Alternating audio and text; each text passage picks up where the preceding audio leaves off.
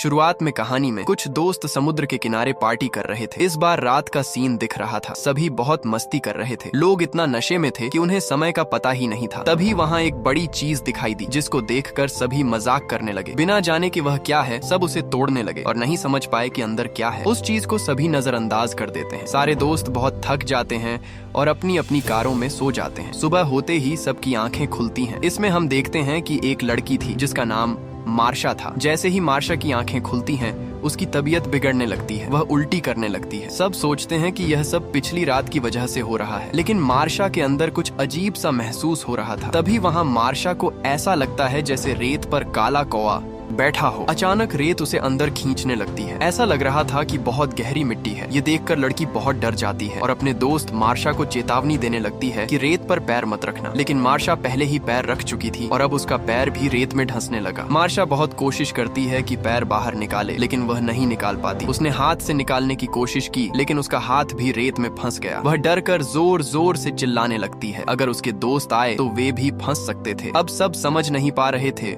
कि क्या करे। मार्शा की हालत देखकर कार में बैठा उसका दोस्त बाहर निकलता है। सभी उसे रोकने लगते हैं, लेकिन वह किसी की नहीं सुनता। जैसे ही वह रेत पर चलता है, अचानक वह गिर जाता है। अब चूंकि वह मुंह के बल गिरा, इसलिए उसका चेहरा रेत में चिपक गया। वह खुद को उठाने की बहुत कोशिश करता है, लेकिन चेहरा रेत से चिपक गया था और शरीर भी चोटिल हो गया। उसके दोस्त कार शुरू करने की कोशिश करते हैं ताकि उसे खींच सके, लेकिन कार स्टार्ट नहीं होती। फिर उसका दूसरा दोस्त जो टावर पर बैठा था, उसके पास रस्सी फेंकता है, लेकिन अब वह लड़का इतना कमजोर था कि वह रस्सी पकड़ ही नहीं पाया। सब देखते हैं कि उसका पूरा शरीर रेत में धंस गया। उसे इस हालत में देखकर सभी बहुत दुखी हो जाते हैं। अब यहाँ बचे सभी बहुत डर जाते हैं और सोचते हैं कि हमें जल्द से जल्द यहाँ से निकलना होगा, नहीं तो हम सब मर जाएंगे। कार में बैठा लड़का जोना, जो ड्राइविंग सीट पर था, अपनी कार फिर से शुरू करने की कोशिश करता है, लेकिन अब कार स्टार्ट नहीं हो रही थी। फिर सब देखते हैं कि वहाँ एक स्वस्थ आदमी ड्रम में बैठा है और रेत पर चल रहा है। सभी उससे कहते हैं, कृपया अभी मत चलो, गिरोगे तो रेत तुम्हें अंदर खींच लेगी। आदमी सुनकर कहता है कि आप सब मुझसे मजाक कर रहे हो, लेकिन जो हुआ उसने अपनी आंखों से नहीं देखा, क्योंकि वह सो रहा था। जैसे ही उसे दर्द महसूस होता है, वह चलना शुरू करता है। फिर वह लड़का कहता है कि अगले 2 घंटे में कोई हमारी मदद के लिए आएगा, क्योंकि हमने कॉल किया है। सुनकर सब सोचते हैं कि वह मोटा आदमी है, लेकिन ऐसा नहीं था। कोई मदद नहीं आने वाली थी, सब फंस चुके थे। मार्शा का दोस्त कहता है कि हमने कल यहाँ पार्टी की थी, तब रेत ने हमें नहीं खाया। बाकी लोग कहाँ गए? सबको लगता है कि वे भी रेत में चले गए। अभी तक कुछ लोग नहीं गए थे, क्योंकि वे अपनी कार में या ऊंची जगह पर थे। इतने लंबे समय में वह स्वस्थ आदमी बार बार चिल्लाता है कि मुझे बहुत धूप लग रही है। उसका दोस्त उसे सनस्क्रीन फेंकता है। लगाने के बाद उसे थोड़ी राहत मिलती है। फिर सब उस चीज को देखते हैं जिसे उन्होंने कल रात बहुत खराब कर दिया था। रात के कारण यह नहीं पता चला था कि वह बहुत बड़ी चीज थी जो उन्होंने तोड़ी और नुकसान किया। अब वह टूटी हुई थी। जो भी उसमें था अब बाहर आ गया था। संभव है कि जो बाहर आया वह इस रेत में रह रहा हो और सबको अंदर खींच रहा हो। मार्शा का दोस्त कुछ फेंकता है और रेत उसे भी अंदर खींच लेती है। अब सब देखकर जोना कहता है कि हम कुछ नहीं कर सकते, हमें खुद ही कदम उठाने होंगे। वह स्केटबोर्ड उठाता है और उसके पास रखे टेबल तक जाता है। ऐसा लगता है कि वह आराम से चल रहा है, लेकिन वह चल नहीं पाता। जैसे ही वह टेबल तक पहुंचता है, उसका पैर फिसल जाता है। रेत उसके पास आ जाती है। फिर कुछ रेत से निकलकर उसके पेट को छूने लगता है,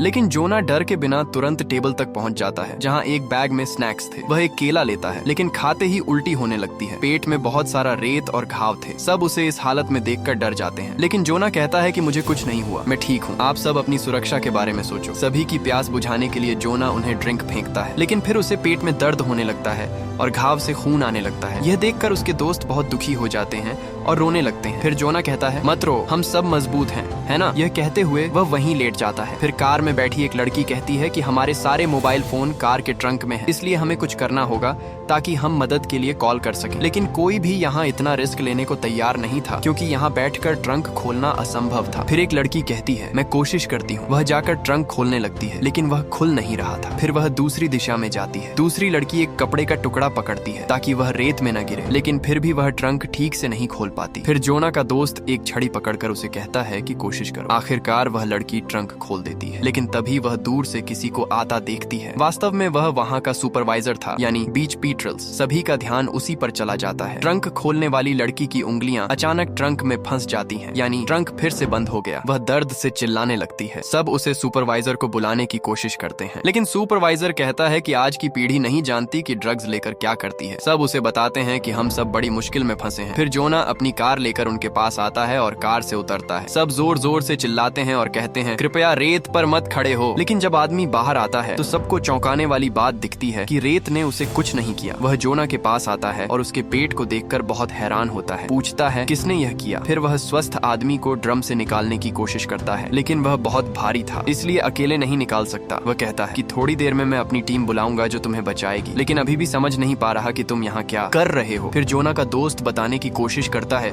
कि हमारे दोस्त की उंगलियां कार के ट्रंक में फंसी हैं। सुपरवाइजर उसके पास जाता है, लेकिन कोई मदद नहीं करता। यह देखकर जोना का दोस्त चिल्लाने लगता है। फिर सुपरवाइजर उसके पास जाकर कहता है, इतनी गर्म आवाज में मुझसे क्यों बात कर रहे हो? क्या समस्या है? वह बताती है, क्या तुम नहीं देख रहे कि हम सब कितनी मुसीबत में हैं और रेत पर नहीं जा सकते? उसने हमारे 2 दोस्तों को अंदर निगल लिया है। यह सुनकर वह कहता है, मैं वही था जिसे मूर्ख बनाने के लिए पाया गया, और अगर ऐसा है तो मैं किस रेत पर खड़ा हूँ? तुम सब तुरंत नीचे आओ। लेकिन जोना के दोस्त नहीं उतर रहे थे, क्योंकि उन्हें पता था कि वे मर सकते हैं। दोनों नहीं सुनते तो सुपरवाइजर अपनी पिस्टल निकालता है और उसी समय उसकी चाबियां भी गिर जाती हैं। यह देखकर सब उसे कहते हैं, नहीं, हाथ रेत पर मत रखना। लेकिन वह सुनने वाला नहीं था। जैसे ही वह चाबी उठाने के लिए रेत छूता है, रेत उसके हाथ से भी चिपक जाती है। सुपरवाइजर के पास पेपर स्प्रे था, जिसे वह रेत पर स्प्रे करने लगता है, लेकिन इसका कोई असर नहीं होता। वह प्राणी उसके हाथ का आधा हिस्सा ले जाता है, हाथ कट जाता है, खून आने लगता है और वह चिल्लाने लगता है। यह देखकर जोना का दोस्त कहता है, हम सब कितनी मुसीबत में हैं, फिर तुम मुझसे ऐसे क्यों बात कर रहे हो? जोना का दोस्त दूर से पेपर स्प्रे उठाता है ताकि शायद वह उसे हराने में मदद कर सके, और वह गरीब सुपरवाइजर उसी रेत में गिर जाता है और बिना वजह मर जाता है। अब जोना का दोस्त केबिन में अपने साथी से बात करता है और समझते हैं कि सुपरवाइजर कुछ नहीं कर पा रहा था,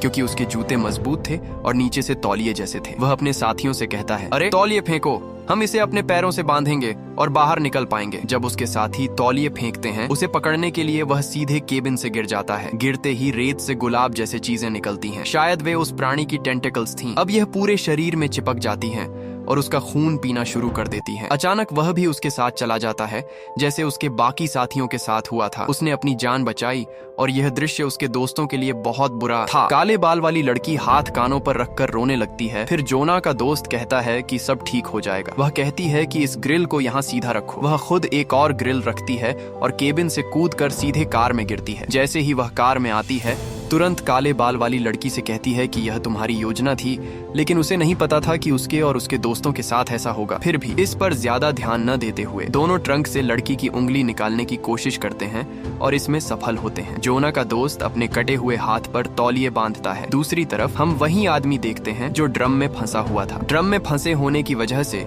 उसे बहुत तकलीफ हो रही थी। उसके शरीर पर चोटें और खून निकलने लगता है। जब उसका खून रेत में गिरता है तो कुछ टेंटिकल्स रेत से निकल आती हैं। उसे पता चलता है कि यहाँ कोई है, इसलिए संभव है कि यह स्वस्थ आदमी पर हमला कर सकती है। दूसरी तरफ तीनों लड़कियां ग्रिल को जोड़कर कार से टेबल तक रास्ता बना देती हैं। काले बाल वाली लड़की जोना की तरफ बढ़ने लगती है। अब वह लड़की जो फंसी उंगली निकालने आई थी, जोना के दोस्त से कहती है कि अब तुम्हारी बारी है आगे बढ़ने की, क्योंकि मेरा हाथ खून से भरा है और अगर यह रेत पर गिरा तो वह प्राणी हम पर हमला कर सकता है। यह सुनकर जोना का दोस्त भी उसके पास पहुंच जाता है। उसके बाद कटे हुए हाथ वाली लड़की ग्रिल पर चलने लगती है, लेकिन अंत में उसके कटे हुए हाथ से खून गिरता है और वह रेत में गिर जाती है। रेत उसे पूरी तरह अंदर खींच लेती है। दूसरी तरफ हम देखते हैं कि वह स्वस्थ आदमी जिसका ड्रम बहुत खून बहा रहा है, उन सभी टेंटिकल्स की तरफ आकर्षित होता है और वह ड्रम पर चढ़ जाती है। फिर हम देखते हैं कि काले बाल वाली लड़की जिसने अपने पैरों पर कपड़े बांधे थे, रेत पर चलती है। उसे रेत से कोई नुकसान नहीं होता,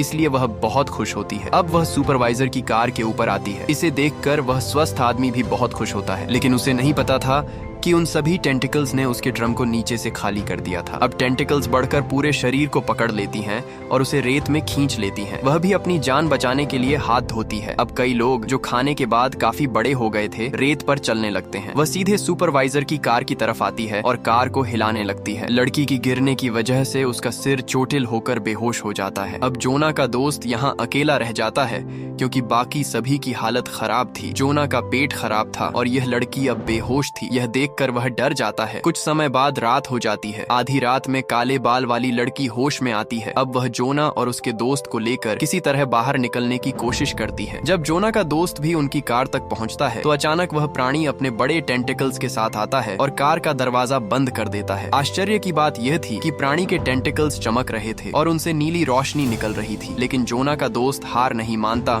और तुरंत कार पर चढ़ जाता है। फिर वह देखती है कि वही कार में गैस कैन है। प्राणी उसमें आग पकड़ लेता है। जोना भी गैस कैन पकड़ लेता है और छोड़ने नहीं देता। अब समय न गंवाते हुए जोना का दोस्त दूसरा गैस कैन उठाता है। इससे गैसोलीन चारों ओर फैलती है और कुछ गैसोलीन प्राणी पर गिर जाती है। फिर वह आग लगा देती है जिससे प्राणी के टेंटिकल्स भी जलने लगते हैं और वह दर्द में सफर्स करने लगता है। जोना का दोस्त मौके का फायदा उठाकर कार के अंदर चला जाता है और दरवाजा बंद कर देता है। लेकिन प्राणी भी दरवाजा खोलने की कोशिश करता है। जल्दी ही आग की वजह से उसकी ताकत कम होने लगती है और वह अंत में रेत में सेटल हो जाता है। इस घटना को देखकर तीनों अचानक डर जाते हैं क्योंकि वे बहुत थके हुए थे। तीनों उसी कार में सो जाते हैं। सुबह एक अजनबी उनके कार की खिड़की पर दस्तक देता है। वह पुलिस ऑफिसर जैसा लगता था। जब जोना का दोस्त कार से बाहर निकलता है और जमीन पर पैर रखता है तो उसके पैर रेत में फंसे नहीं। उसी समय काले बाल वाली लड़की भी कार से बाहर आती है। दोनों खुश होकर वहाँ से निकलते हैं। ऐसा पता चलता है कि पिछली रात लगी आग की वजह से वह प्राणी मर गया था। वहाँ हम देखते हैं कि जोना इंजरीज की वजह से मर गया, जो बहुत दुखद था। लेकिन इस मूवी के अंतिम सीन में हमें एक और चौंकाने वाली बात पता चलती है। वह प्राणी मर नहीं गया था, बल्कि कहीं समुद्र में स्वतंत्र रूप से घूम रहा था और अब वह सीधे मैन सिटी की तरफ बढ़ रहा था। और इसी के साथ ये कहानी यहीं समाप्त होती है।